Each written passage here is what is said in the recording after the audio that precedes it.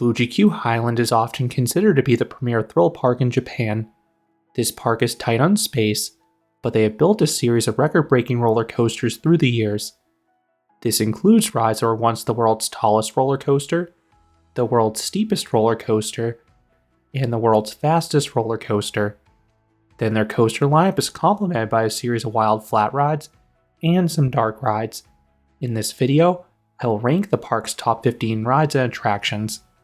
Before starting the list, I need to note that I have not tried the highly acclaimed Labyrinth of Fear haunted walkthrough. It was closed in my first visit to the park. Then, I had limited time in my return visit, and this is a long experience. Number 15, Fujiyama Tower. This is a 180-foot or 55-meter tall observation tower in the center of Fujiyama's turnaround. You get a great view of that coaster cycling and the park as a whole. Then if it's a clear day, you can also see Mount Fuji in the distance. I gave this the edge over the Ferris wheel because you can stay up there as long as you'd like and wait for a specific shot as well. Number 14, Fujiyama Slider. This is a giant slide attached to Fujiyama Tower. The required safety equipment is definitely overkill, but this is a long, twisted slide that builds up solid speed at the very start and beginning of the outdoor portion. It feels more like a water slide minus the water than your typical amusement park slide. Number 13, Thomas's Treasure Hunt. This is a dark ride themed to Thomas the Tank Engine. I grew up watching the show, so this was nostalgic for me. It is filled with large physical sets, and there's this cool rotating turntable alongside the signature station building from the show. Number 12, Tonde Mina. This is a Huss giant frisbee. The downswings have nice speed and G's. Then the max swings have decent floater airtime. I just wish there were more than 3 of them. This rides a rather short cycle due to the high crowds this park attracts. Number 11, Panic Clock. This is a rare swinging inverter ship from Vekoma. I love the version at Six Flags New England, and this one is similarly great. You get loads of hang time over the top. This ride also has some cool clock theming attached to it, but this is another attraction with a shorter cycle. Number 10, Teikatsu Bancho. This is a Funtime Star Flyer standing almost 200 feet tall. This offers stunning panoramic views of the park and on a clear day, Mount Fuji, and this one rotates fast enough to offer some solid G's as a bonus. Number 9, Red Tower. This is a 17-story tall drop tower from SNS. This one operates in turbo drop mode. The slow ascent and hold at the top offer amazing views. Then the drop is suspenseful and offers a solid pop of airtime. There are more intense drop towers out there, but this is still enjoyable. Number 8, Fuji Airways. This is a very good flying theater. It is a long movie with nice quality visuals, and it has a wacky pre-show beforehand as well. It is worth noting this one has special overlays to different IPs, but I have only ridden in its original form. Number 7, Ninja Dojo. This is an interactive shooting dark ride.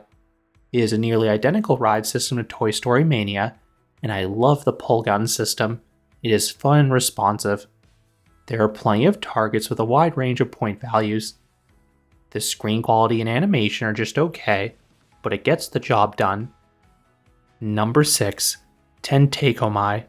This is a Gerstlauer sky roller. You can use the paddles to invert your gondola. Some other installations have been modified to rotate slower, but this one still rotates crazy fast, so it is very possible to get dozens of flips. On top of the thrills, the ride is tall enough to offer some lovely views as well. Number 5, Nagashima Suka. This is a wild river rapids ride from Hafima. You have a shockingly steep drop off the lift, a water slide-like section, a double down, and a whirlpool into a drop. All 4 of these elements feel completely out of control. It repeatedly felt like the rafts would capsize, and these elements all produce massive, drenching splashes. There's a reason they sell ponchos in the station, because without one, you will be soaked head to toe. Number 4, Zokon. This is a long, intimate straddle coaster. The forwards launches have nice kick to them. Then, There are some snappy and decently forceful twists at the start and end of the coaster. The middle is a bit strange from a pacing perspective though.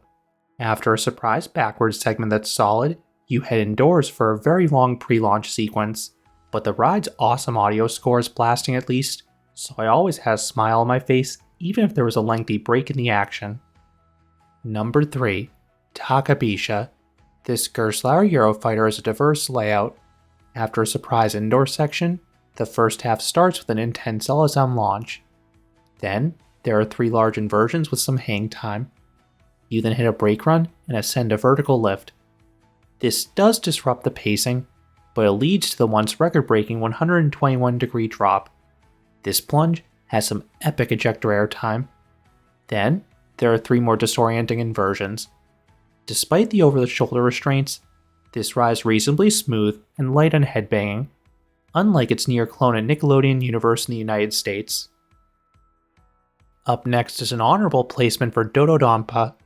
This SNS creation was the world's fastest roller coaster upon opening, and it remained the fastest accelerating coaster until its closure in 2021. The compressed air launch was unreal. It accelerated riders from 0 to 112 miles per hour or 180 kilometers per hour in just 1.56 seconds. The power was unlike any other launch out there, as you seemingly teleported down the track. Then, you had a blisteringly fast joyride around the park. No notable turns nor airtime hills, but the large vertical loop had some sweet hang time. Number 2. Fujiyama. This massive Togo hypercoaster opened in 1996 as the world's tallest roller coaster, and it still is among the largest out there. The biggest drops offer decent to good floater in the back, and a handful will pop you up in front. Then the finale is demented. There are a series of banked bunny hills with some comically sharp laterals, particularly in the front few cars. It is not as refined as newer hypers, but this one has a lot of length and character. And coming in at number 1 is Egenika. This SNS 4th Dimension coaster is a strong case as the world's most intense coaster. If you're familiar with X2, this is a bigger, wilder, faster paced version. I believe you invert a total of 14 times between the track and seat rotations. You lose all sense of direction moving through the layout. The hyper-sized near vertical drop is nuts with a flip. The first Raven turn offers lovely airtime and flips. The 2-0 G-rolls are mind-bending with the rotation of the track and train simultaneously. Then the final Raven turn offers immense positive Gs. And that barrel roll into the brakes tries to fling you into the pavement. The wing seats can be quite bouncy, so try to get an inside one if possible, but this ride is definitely an out-of-control adrenaline rush. Those are my 15 favorite rides and attractions at Fuji-Q Highland. What are your favorites at this park? Or if you haven't been, what is your most anticipated ride at this Japanese theme park? Let me know down in the comments. If you enjoyed this countdown, I would appreciate it if you gave this video a like, and you consider subscribing, since there will be a lot more roller coaster and amusement park videos here at Canopy Coaster. Thanks for watching.